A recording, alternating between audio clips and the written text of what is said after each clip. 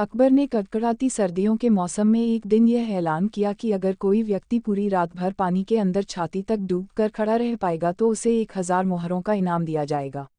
इस चुनौती को पार करना काफी कठिन था, पर फिर भी एक गरीब ब्राह्मण अपनी बेटी के विवाह के लिए धन जोड़ने की खातिर तैयार हो गया। जैसे तैसे करके उसने कांपते ठिठुरते रात निकाल ली और सुबह बादशाह अकबर से अपना अर्जित इनाम मांगा। अकबर ने पूछा कि तुम इतनी सर्द रात में पानी के अंदर कैसे खड़े रह पाए। ब्राह्मण ने कहा कि मैं दूर आपके किले के झरोखों पर जल रहे दिए का चिंतन कर कर के खड़ा रहा और यह सोचता रहा कि वह दिया मेरे पास ही है। इस तरह रात बीत गई।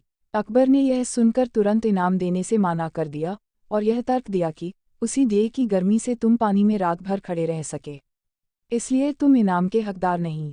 ब्राह्मण रोता हुआ उदास होकर चला गया। बीरबल जानता था कि ब्राह्मण के साथ यह अन्याय हुआ है।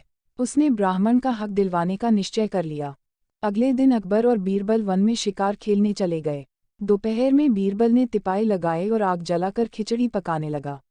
अकबर सामने बैठे थे। बीरबल ने जानबूझकर खिचड़ी का पात्र आग से काफी ऊंचा लटकाया।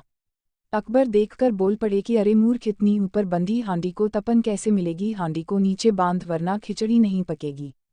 बीरबल ने कहा पकेगी पकेगी, खिचड़ी पकेगी, आप धैर्य रखें। इस तरह दोपहर से शाम हो गई और अकबर लाल पीले हो गए और गुस्से में बोले, बीरबल तू मेरा मजाक उड़ा रहा है, तुझे समझ नहीं आता, इतनी दूर तक आंच नहीं पहुंचेगी, हांडी नीचे लगा।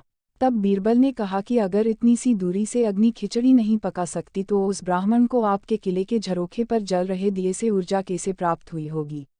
यह सुनकर अकबर फौरन अपनी गलती समझ जाते हैं और अगले दिन ही गरीब ब्राह्मण को बुलाकर उसे 1000 मोहरे दे देते हैं और भरे दरबार में गलती बताने के बीरबल के इस तरीके की प्रशंसा करते हैं।